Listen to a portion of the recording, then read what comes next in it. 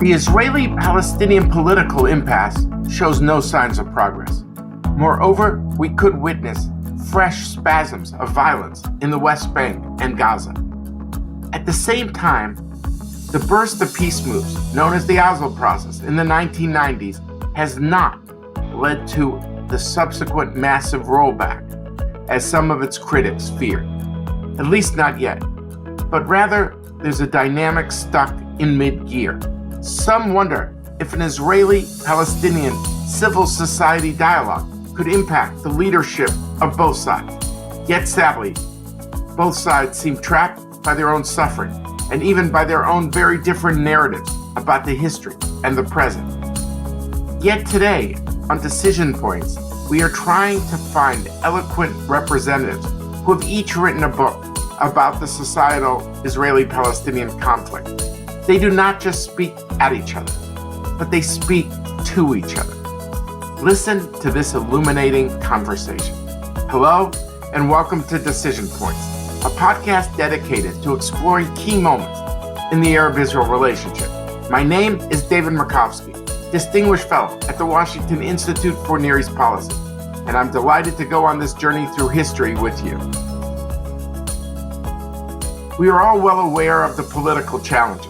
An 87-year-old Mahmoud Abbas, who has lost his ability to talk to the Israeli public and is also very challenged internally due to the lack of Palestinian elections since 2006. On the Israeli side, Benjamin Netanyahu is about to start his sixth term in office, Israel's longest-serving leader. He's about to be the most moderate member of a new coalition, which has junior parties that are very proud of being hard right. Moreover, we wonder if the economic and security cooperation between Israelis and Palestinians that has been surprisingly very durable will continue amid a very possibly inflamed discourse. So there's zero expectation of negotiations, let alone political breakthrough. At this difficult time, it could mean more of a spotlight on the societal discourse and to see if this is where hope will emerge. Yet it's not easy to find a conversation that has more light and less heat. The reasons are obvious. The consequences of unchecked tension between Israelis and Palestinian society have inflicted an enormous level of pain among both peoples. The violence of the first and second intifadas, or uprisings, and the particularly high number of civilian deaths that both periods have brought serve as a stark reminder of the human cost of unaddressed societal tensions. This is a lesson that remains apparent today.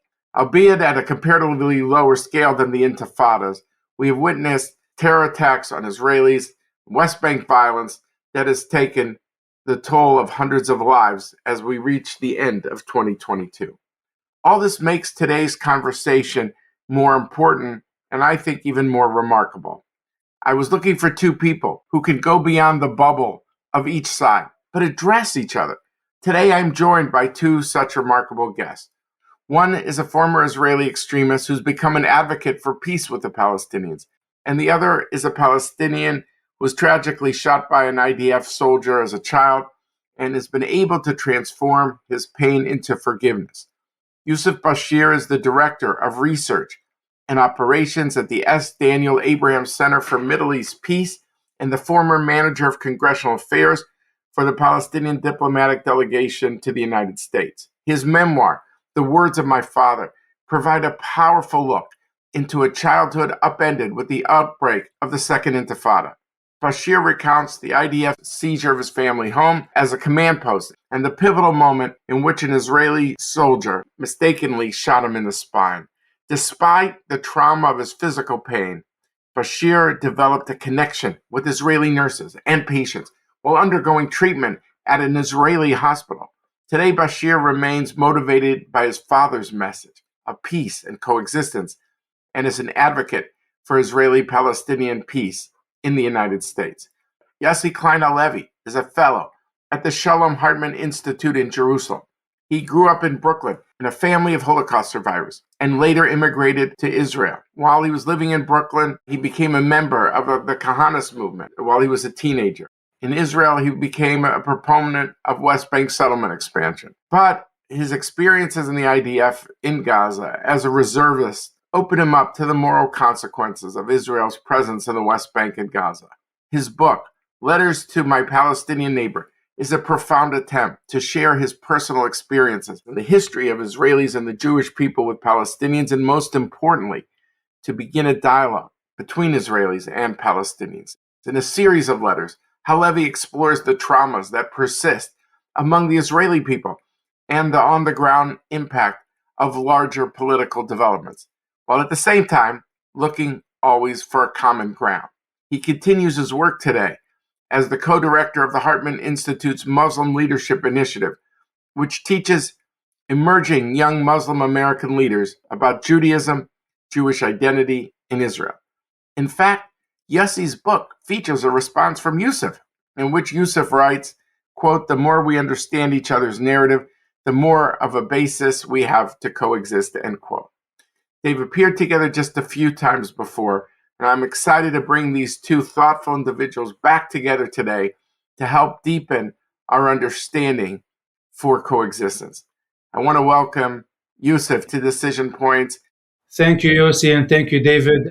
I want to welcome Yossi to Decision Points. Thanks for having me. And David, I so much appreciate you bringing Yousef and I together. It's just great to have you both.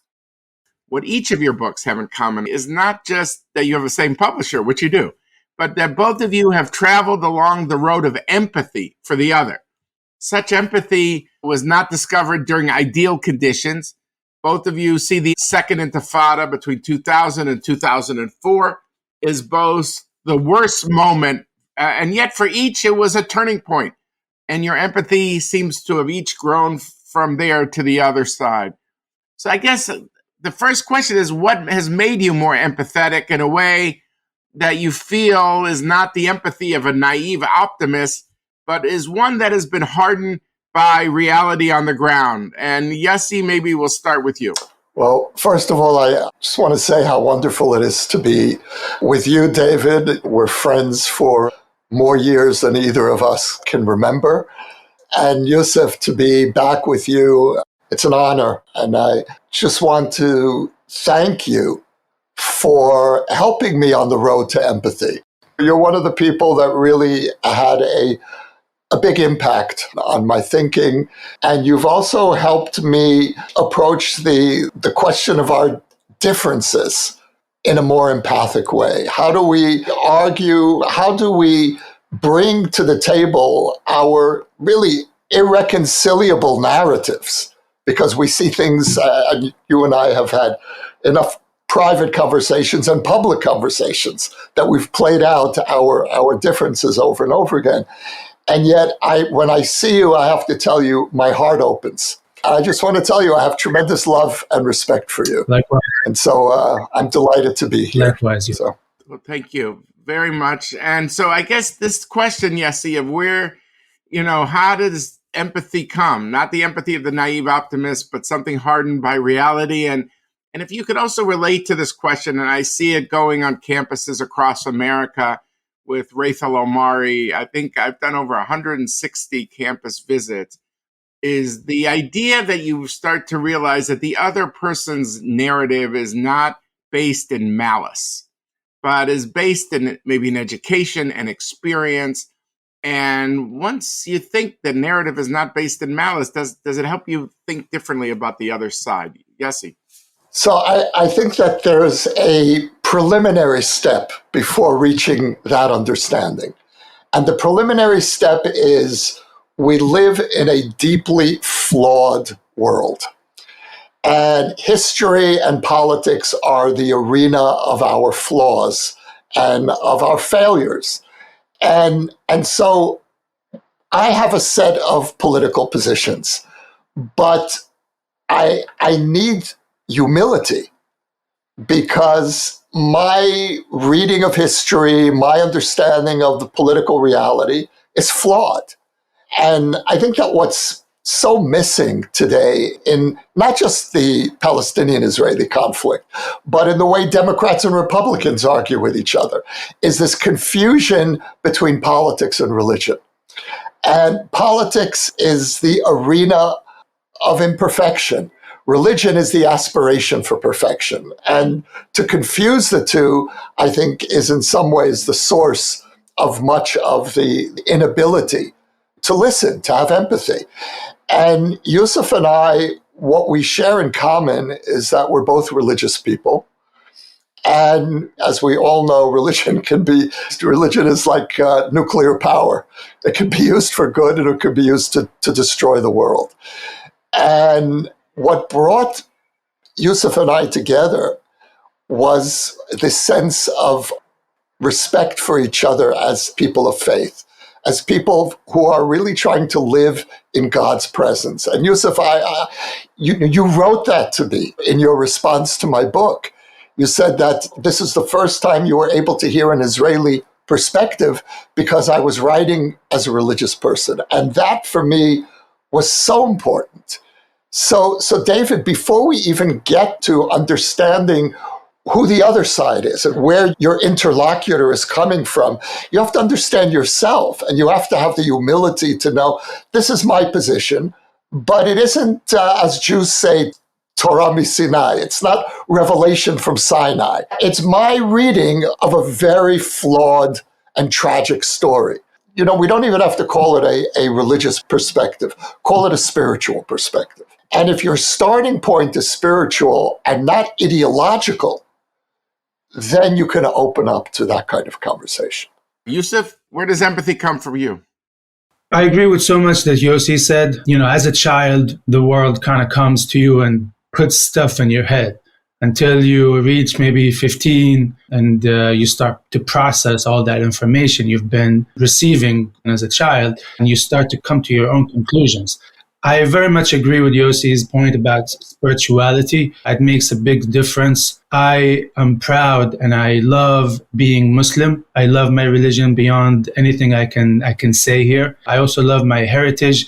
And like Yossi said, you start by understanding who you are, what you stand for, and what you're meant to stand for. Once you reach that understanding, you see the world, the flawed world that Yossi speaks about, including the ones who seem unfamiliar, such as the Israelis to a lot of Palestinians. You see them in a much more flexible way, a comprehensive way, and you feel that it is unfamiliar, but there is ways to understand it and even study it, which will add to my understanding and feed my empathy, not only towards the Israelis, but towards my people and towards the world that I live within.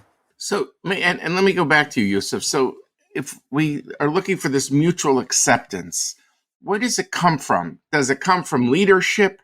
Does it come from the ground where the people are ahead of the leaders? Does it come from mutual economic benefit? Does it come from a political breakthrough? But how do you have a political breakthrough without the leadership? So I'm trying to think what's going to take us forward for mutual acceptance between peoples. Yousef, what do you think?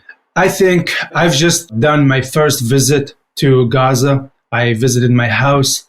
I've seen my family. I've seen people I haven't seen since coming to the United States in 2006. And what I saw on the ground was that mutual understanding in a lot of ways does exist. People on the ground, they want to live in peace, but we don't have the leadership that can take that and make it into, reflected in policies.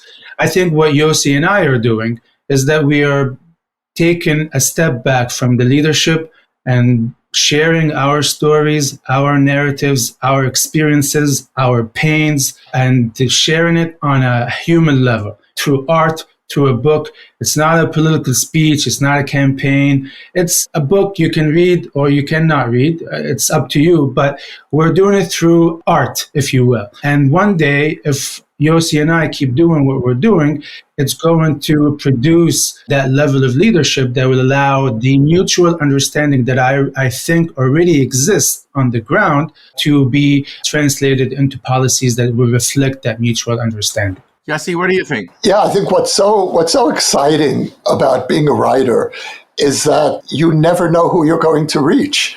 You send something out there, you have to let go of it. As soon as you publish, it no longer belongs to you.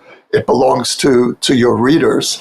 I haven't read letters to My Palestinian Neighbor since it came out. I've forgotten large parts of it. And yet the process of letting go of the book and handing it over to the reader is, on the one hand, very difficult for a writer, honestly. On the other hand, it's why you do it. Yes, you want to express yourself, but really you want to enter into the consciousness of another person. And think about what a privilege it is as a writer to be admitted into the mind of someone else. You're trespassing into someone's inner life, and there's something very irrational about this process. On a rational level, you write a book and you haven't changed anything. And on the surface of things, okay, Yousef and I have a relationship now as a result of our books, and that's very precious to me. But we're not changing the world in any perceptible way, but you never know. Yousef, this is where I really agree with you, and I feel there's this tremendous sense of privilege and responsibility that a writer has to try to get it right, because you never know who you're going to influence. And we haven't, I think, throughout the decades, we have never been able to share our stories to one another, let alone the world. And I think we wonder why and when the leadership, et cetera, but the truth is we do not know how we feel about one another, and we do not know how our stories should be told, and we don't even know what our stories are. Not to mention, take Israelis out of the Palestinian story and take the Palestinians out of the Israeli narrative. We really do not know our upbringings and our history and our narratives and our stories and our perspectives on things. And I think that this is crucial, that we are able to, what we've done here is that we've, like you said trespass. We've trespassed towards that wall between us that have for so long disabled us from sharing our stories with one another, because somehow we have to make peace, but we've never really spoken to one another on a human level. So we're changing that, and for that I'm extremely grateful and proud. It places a great responsibility on the writers of both sides, on the storytellers. Exactly. I mean, look, this is what, it shouldn't be such a novel idea that of all these different channels of communication, the least tried is the society to society approach of people understanding each other's stories. I remember, I could tell you, when I was in the government working for the Secretary of State, I thought it was so important if we could have the leaders address the other side, 2014. And that was the one thing the leaders refused to do. They said, we're willing to talk to you like in a hermetically sealed laboratory, effectively. But once we go public and try to talk to the other side, it raises the political costs for each of us with our own camp. And that they refused to do. I mean, Yousef, has your book been translated into Hebrew yet, for example? No, I'm working on that. I would love to see that happening, because I've received a lot of Palestinian responses, Palestinians in the West Bank, in Gaza, and mostly Palestinian Americans based in the U.S. and other countries. Of course, many Jewish Americans, but I feel like I'm yet to deliver my book and my story to the Israeli reader. Yousef, we should talk about that afterwards. Let's see if we can further that. Yeah. I mean, Yossi, for you, when you published Palestinian responses to your book, I mean, whatever criticisms they may have, I mean, the fact that they were reading it and responding to it, that must have been satisfying to you. Absolutely. Look, I wrote the book in order to start a conversation. I had no preconceived ideas of what kind of conversation it would be. First of all, I didn't know if anyone would respond. And I certainly didn't know if anyone on the Palestinian side would respond positively or be willing to engage. The basic premise of my book is that the starting point for a conversation is the two sides accepting the legitimacy of the other, that this is the tragedy of this conflict, is that it's between two indigenous peoples who both have the right to national self-determination. Once you agree to that premise, you can then argue about everything else. And Yousef and I, we argue about everything else. Who's responsible for the failure of the peace process? What happened 2 weeks ago on the border? We don't agree on most of the details. But if you agree on the basic premise of what this conflict really is about, then you have a direction for how to solve it. And so for me, that's really what I was looking for, were people who would just agree on that. But that actually is a lot to ask for, because that's what the conflict is about. And do you see any progress on that? I mean, from where you're sitting, beyond the headlines of he said this, all the violence, do you see any inroads on the legitimacy question, Yossi? No, we're moving backwards. And I'll just speak on the Israeli side. I'll let Yousef speak for the Palestinian side. What I see on the Israeli side is that the younger you go in Israel, the less willingness there is to consider the Palestinian position. And the generation that grew up after the failure of the peace process, and the generation that grew up with the Second Intifada and its aftermath, is deeply wounded. And it's wounded in the most tender part of the psyche of a young person, which is the place of hope. To be young and not to have hope is in some ways antithetical to the experience of being young. And a generation of Israelis have grown up without hope on solving this conflict. And when you don't have hope, it's very hard for you to listen to the suffering and to the historical arguments of the other side, because you're so entrenched in your own experience, in your own wounds, your traumas, that you can't really listen to the traumas of the other side. And Yousef, how do you see that? It makes me sad. I went to Brandeis. My classmates were from Tel Aviv and soldiers in the army, etc., etc. So I feel like I got very close to the Israeli narrative, not to mention my time in Israel before and my time in Gaza just with the soldiers in general.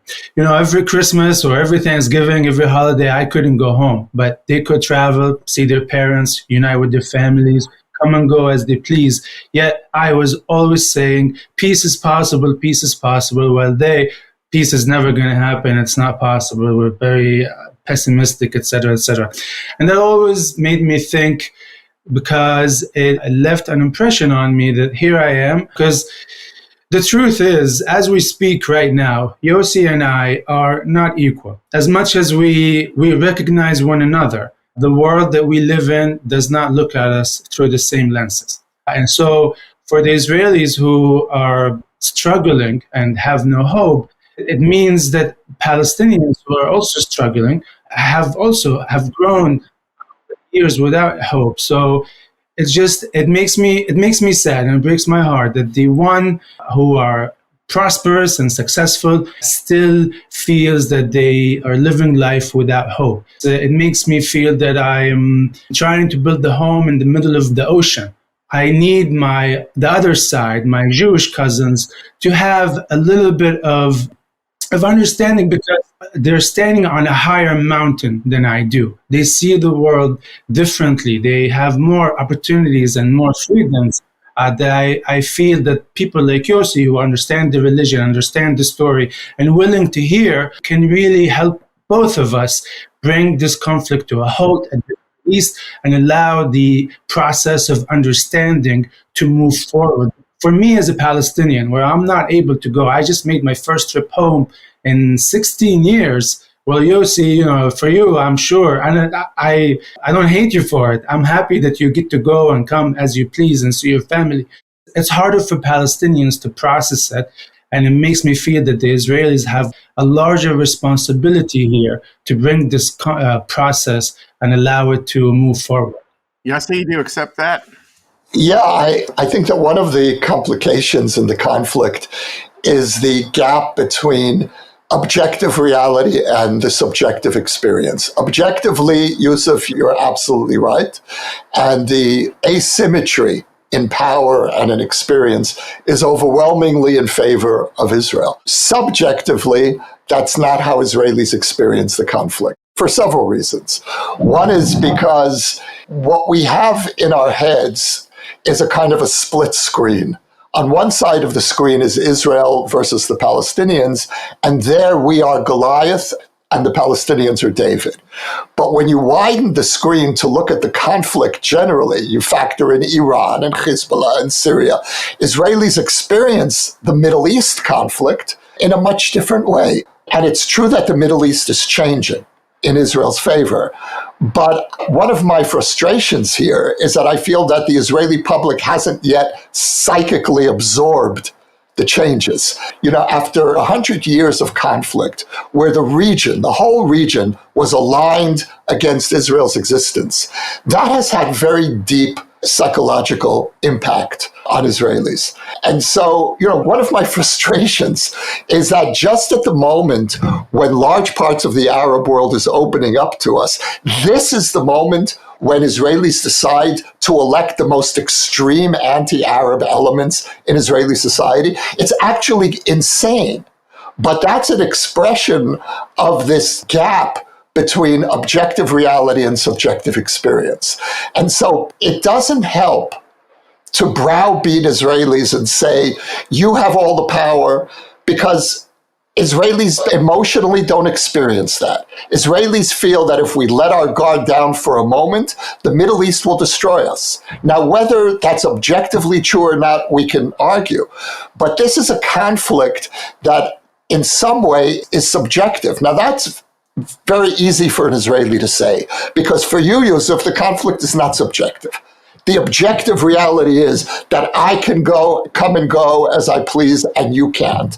That's just an objective reality. The problem is that the subjective experience of Israelis reinforces this reality. And so we have to deal with the subjective. And one of the reasons why I feel your work is so important and why it's so important to get your voice into Hebrew is because Israelis need to understand, need to hear these. We don't hear these voices.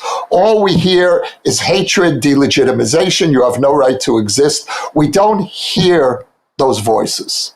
Sorry, Yousef, when you hear Yossi, this point of that the Israelis only hear the voices of hatred, do you see where he's coming from? Can you understand that? Or you can say, look, all I know is my experience is unequal to yours. It's not an even playing field, and I can't really digest that point. Or do you see it?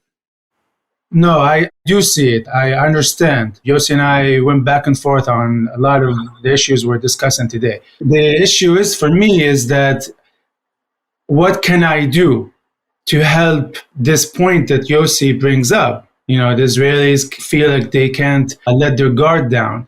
I ask myself automatically, what can I do to help ease that fear or? And one way I'm doing is that I will forgive the soldier who shot me in the spine without cause.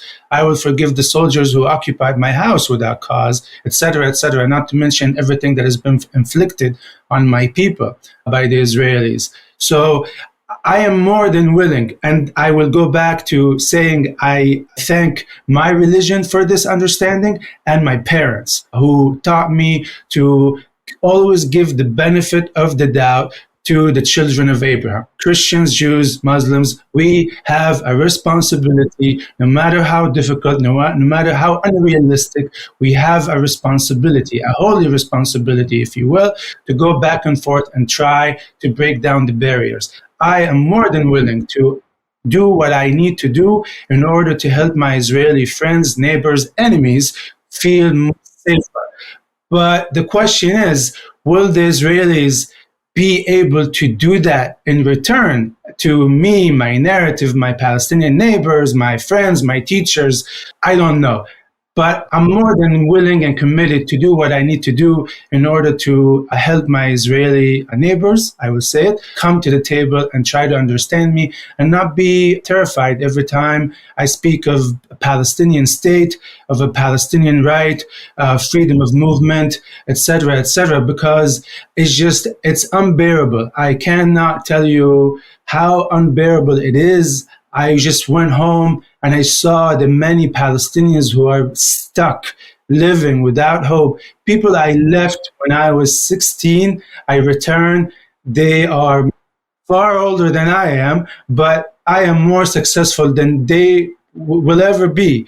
So it's we have a responsibility, and I feel that the way I was raised in Gaza, a hostile place by all means towards Israel, according to the Israeli narrative, I very much more than willing to hear the Israeli narrative, and I want to do what I need to do in order to help them come to the table and understand how I see the universe and how I see the world and how I feel every day. But I feel, of course, I know that Yossi will not agree with this, but I feel that the Israeli leadership is committed to ensuring that the Palestinian experience, the Palestinian story, the Palestinian human experience never makes its way to the Israeli mind. Look, I look at the leaders, the Arab leaders, who were able to transform the thinking. I remember Moshe Dayan used to say, better Sharm el-Sheikh than peace. And then he ended up doing peace and giving up Sharm el-Sheikh, gave up the whole Sinai. Anwar Sadat came. He transformed the way Israelis thought about the conflict. Leadership made a difference, and he was heralded as the Messiah by Golda Meir and many others. King Hussein, same story. He had a certain magnanimity of spirit, and he totally transformed the way Israelis think. The Emiratis don't have the same leader per se, but there's no baggage. They never fought Israel on the playing field. There's no bloodshed between them. It's a much easier, very future, commercially oriented future. So it's different. And I'm aware that each three of these cases that I'm bringing are fundamentally different than the Palestinian issue because of all the reasons we're discussing today, that the issue is one of legitimacy. But if Yossi is right, that the issue is one of legitimacy, doesn't that suggest that a Palestinian leadership could say, look, Smotrich, look, Ben Gvir, whoever it is, and say, listen, we accept you, but you have to accept us. We can't accept you if you don't accept us. There's too much history. There's too little geography. I mean, it just seems that creative leadership, the Israeli public can be moved. Historically, they've been moved by leaders. So I'm just asking you, I'm not putting all the onus on the Palestinians. I don't want that to be seen as that way. Of course not. But I'm just saying, I wonder if there's a certain fatalism on the Palestinian side. The Israelis elected who they elected. This shows you their true face. They're determined to have conflict forever. But while historically we've seen what transformative leadership can do. And I'm asking you, Yousef, do you believe that transformative leadership is possible to change the underlying dynamic on the Israeli side? Like your thoughts? I think that it is possible, and I think we've seen bits of it over the years. Arafat, PLO have really transformed over the years its relationship with the US, with Israel, even with Arab countries. We've seen Palestinian leaders say and do what they need to do in order to help move this process forward. Of course, there is no such thing as perfect leaders on either side. But for a Palestinian leader, if they say, I recognize Israel as a state, which was done already, and I recognize Israel's Jewish character, etc., what counts on the ground for a Palestinian who is living in the refugee camp, wondering if they will ever return or at the very least have a better life with dignity and security and everything basic that every human should get. Someone living in Gaza, someone living in the West Bank who have to cross a checkpoint and to go to work, be separated from their relatives.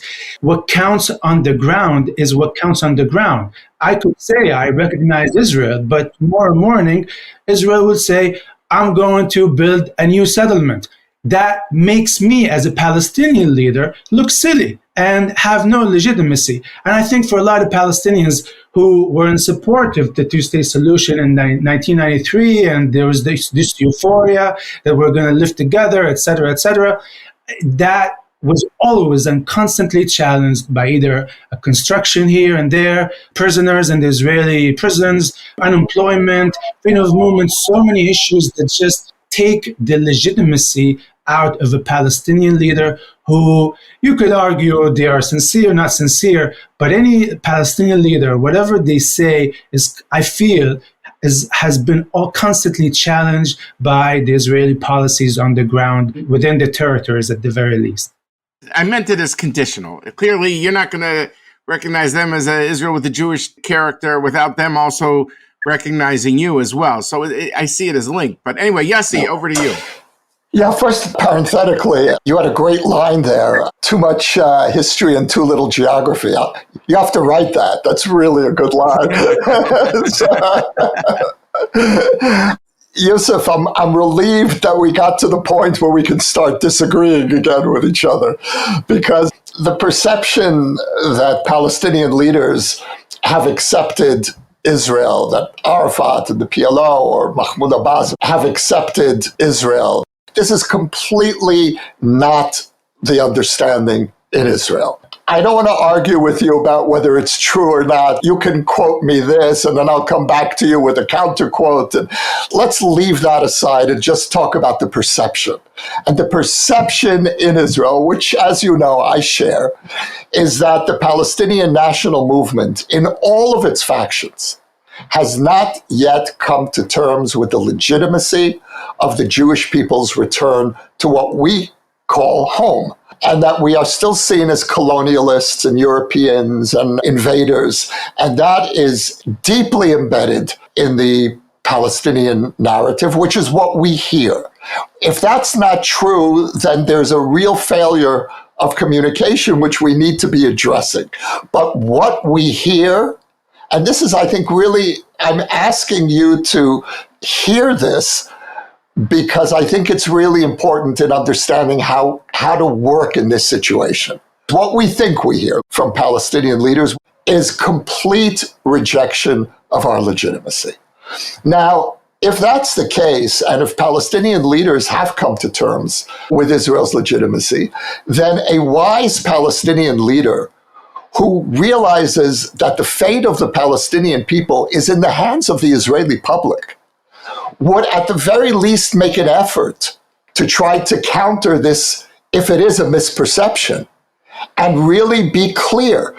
And from my point of view, as someone who wants to hear this message, who's trying to convince Israelis, as you said earlier, that we as the powerful side have a responsibility to not just wait for Palestinian recognition, but also to initiate processes, at the very least to stop building settlements. At the very least. And so I'm waiting. And if I feel that I don't hear it, then we have a problem. Now, there are one of two ways in which we can address that problem. We can argue whether the perception is true or not, or we can say, all right, this is the Israeli perception. Now, what can we do to try to move that part of the Israeli public that knows that the occupation is a disaster for Israel? I'm not doing you any favors, Yousef, by supporting a two-state solution. I'm doing myself a favor. I have to free myself from the occupation. And that's language that I use very deliberately. I have to liberate Israel from being an occupier, because it's a disaster for me, for the moral credibility of the Jewish people, of a 4,000-year religious tradition. It's a disaster for Israel as a Jewish majority and democratic state. And what we see happening in Israel today is in large part, that's not the only reason, but it is in large part a consequence of the occupation. The rise of the far right is in some ways an inevitable expression of 50 years of occupation. So I'm with you. I want the solution that you want.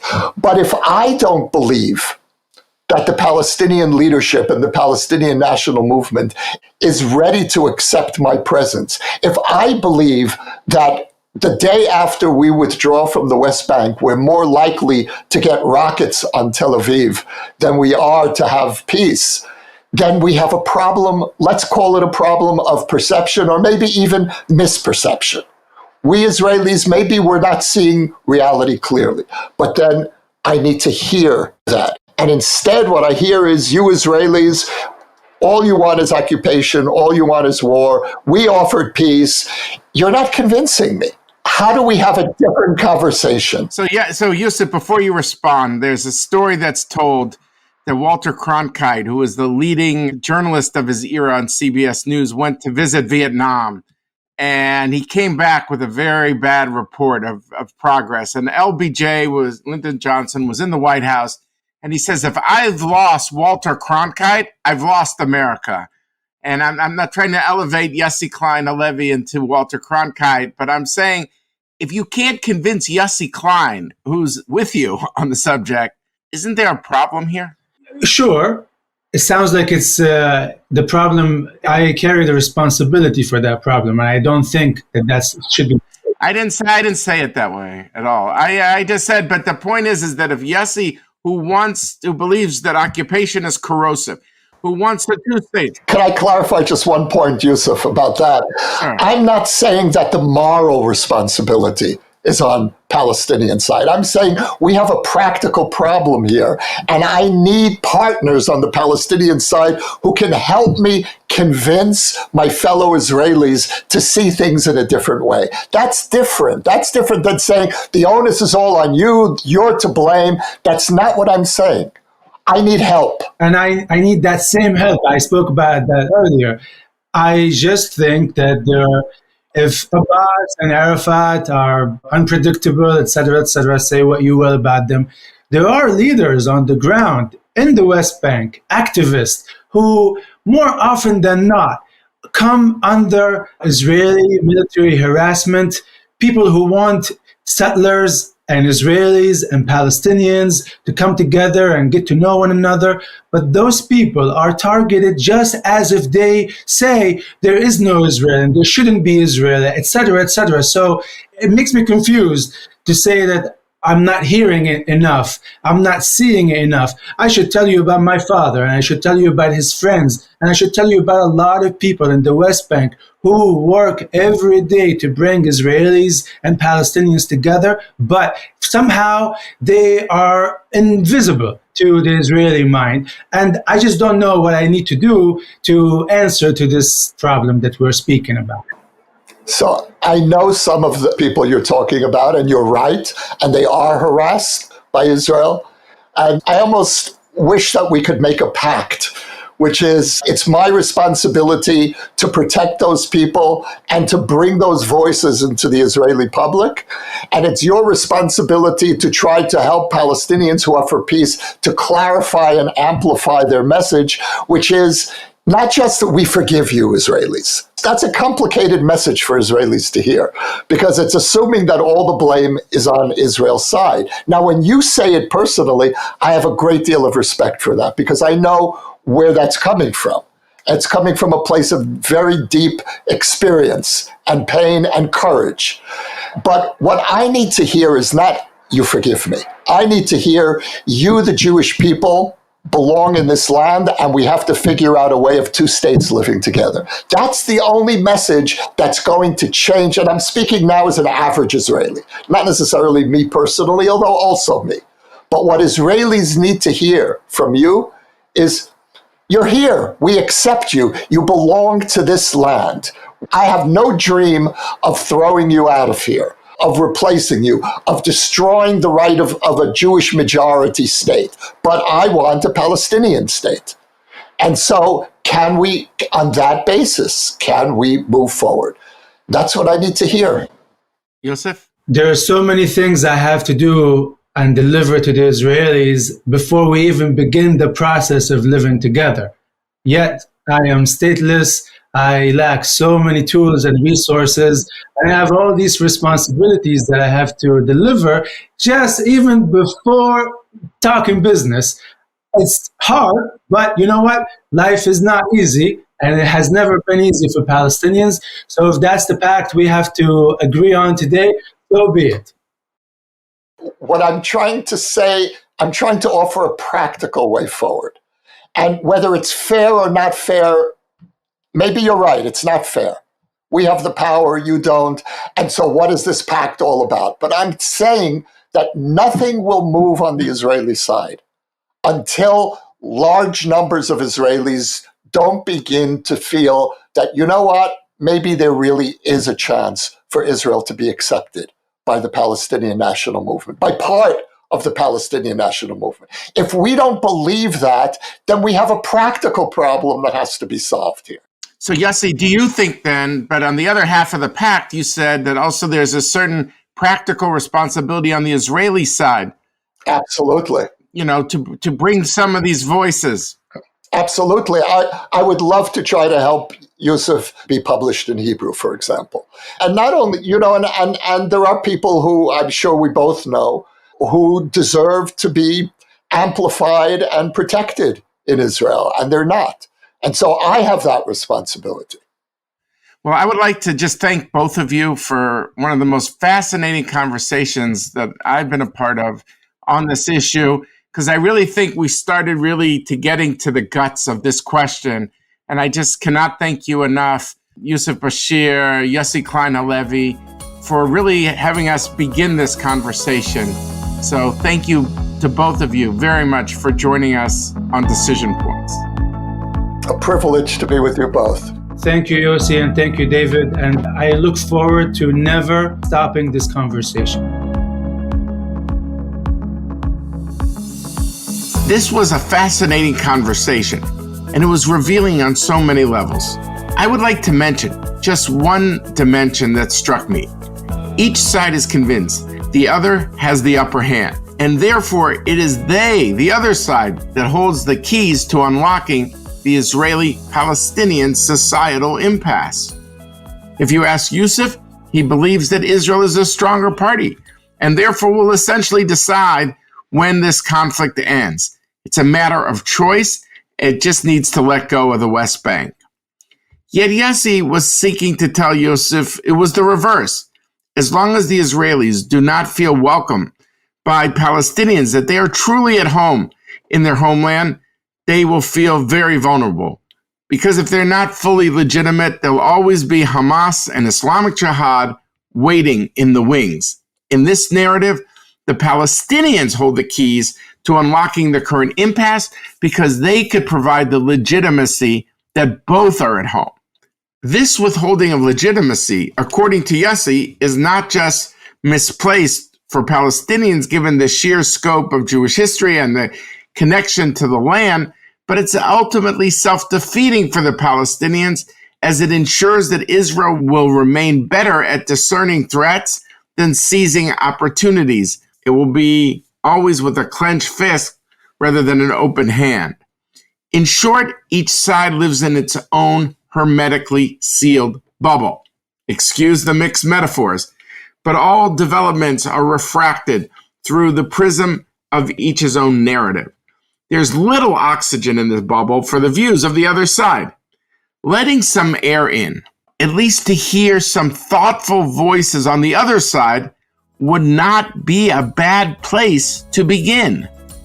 Thank you all for listening to another episode of Decision Points. I want to thank all of our listeners from all over the world. I hope you listened to all of Season 4 and to all previous seasons. You can find Decision Points on iTunes, Stitcher, Spotify, Google Play, or wherever you get your podcast, as well as on the Washington Institute website. Download and subscribe to never miss an episode. While you're there, please leave us a review and rating and tell your friends. I want to thank all those who made this podcast possible. Our coordinators, Gabriel Epstein, David Patkin, and Jonah Schrock, and our researchers, Valeria De La Fuente and Stuart Harris. I also want to thank Jeff Rubin, Scott Rogers, Carolina Krauskopf, and Maria Radacci of the Washington Institute. And finally, Adrian Bain, our producer, and Richard Myron from Earshot Strategies. Thank you all.